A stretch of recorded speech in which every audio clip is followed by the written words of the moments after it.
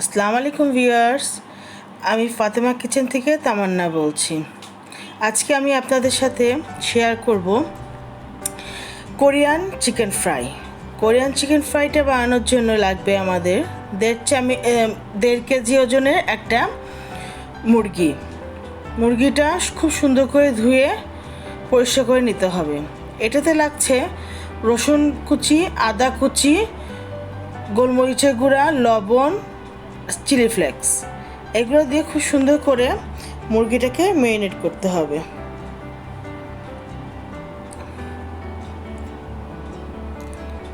এমনভাবে ম্যারিনেট করবেন যেন মশলাটার সাথে একদম মিশে যায়।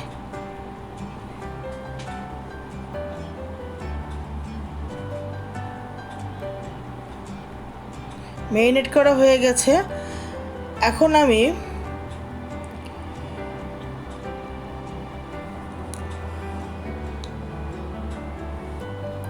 এখন আমি এটাকে কোট করে নিব কর্নফ্লাওয়ার দিয়ে খুব সুন্দর করে কোট করে এগুলাকে তেলে ভেজে নিব। একটা একটা করে আমি কোট করে তুলছি, কোথাও যেন ফাঁকা না থাকে খেয়াল করবেন। খুব সুন্দর করে কোট করে নেবেন কর্নফ্লাওয়ার দিয়ে। আমার কর্নফ্লাওয়ার দিয়ে কোট করা হয়ে গেছে। এখন আমি এটা ডিপ ফ্রাই করব। একটা ফ্রাই প্যানে তেল গরম করে নিয়েছি, মিডিয়াম তেল গরম করতে হবে। তারপরে আমি এগুলো সব ছেড়ে দিচ্ছি। চুলার জালটা হাই থেকে একটু কম থাকবে। সব দিয়ে দিচ্ছি। আর এই চিকেন ফ্রাইটা আমি ডাবল ফ্রাই করব। এটা মনে রাখবেন যে এই চিকেন ফ্রাইটা ডাবল ফ্রাই করতে হবে। হালকা যখন ব্রাউনিশ হয়ে যাবে তখন আমরা এই চিকেন ফ্রাইটাকে তুলে ফেলে নেক্সট আবার আমরা তেল গরম করব। তেল গরম করে আবার চিকেনটাকে দিয়ে দেব। তাহলে চিকেনটা খুবই সুন্দর ক্রিস্পি হবে আর এত সুন্দর ভিতরে মশলা টশলা সব পূর্ণ যাবে। দেখুন আমি এই যে ডাবল ফ্রাই করার জন্য আবার দিয়ে দিলাম।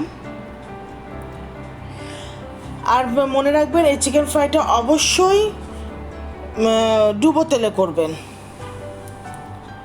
দেখুন আমি কতটা ডুবো তেলে করেছি। আমার ডাবল ফ্রাই হয়ে গেছে, আমি তুলে নিচ্ছি। এখন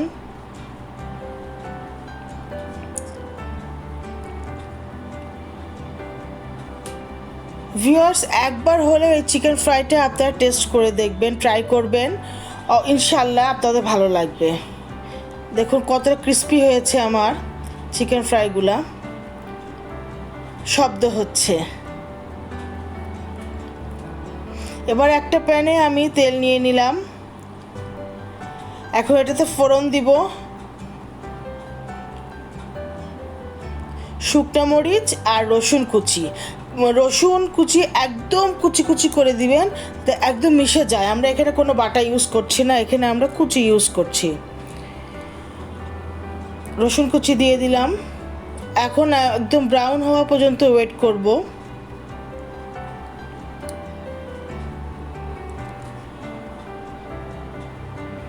এখন আমি এখানে সয়া সস দিয়ে দিচ্ছি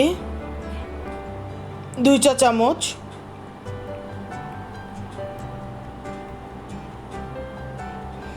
একটু নিচে যাতে সয়া সসটা না পুড়ে যায়।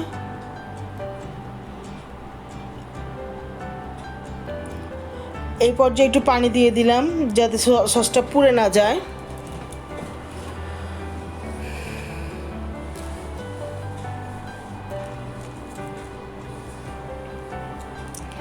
এখন আমি দিয়ে দিচ্ছি ওয়েস্টার সস।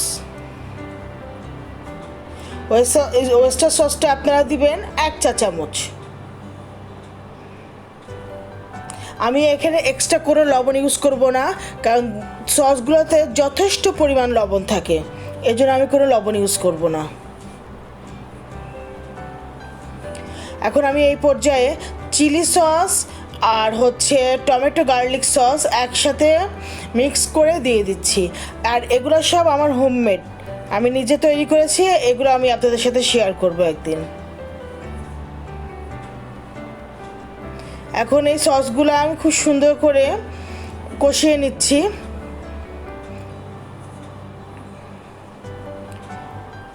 কষানো হয়ে গেলে পানিটা একটু শুকিয়ে আসবে, সেই পর্যায়ে আমি আর একটু পানি দিয়ে দিব। আচ্ছা, চিনি দিয়ে দিলাম, আমি একটু চিনি দিয়ে দিলাম।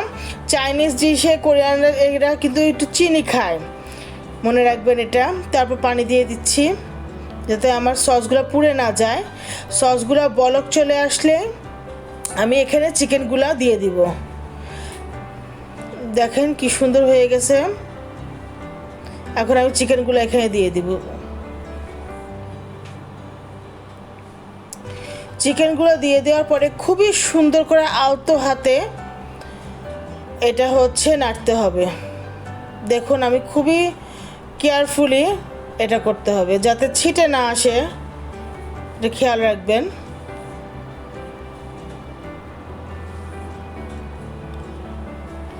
এত মচমচা হয়েছে যে আমার শব্দ শুনতে পাচ্ছি। দেখুন আমি খুব সুন্দর করে এটা সসগুলোর সাথে চিকেনটা ভালো মতো মিশিয়ে নিলাম।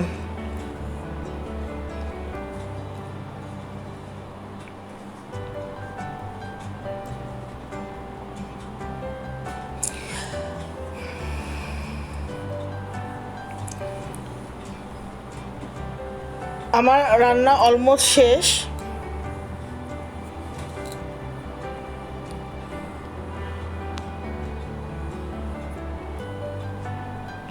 সুন্দর করে মিশে গেছে, আমি এখন নামিয়ে ফেলবো। আমি সার্ভ করে আপনাদেরকে দেখাচ্ছি। সার্ভ করবেন এক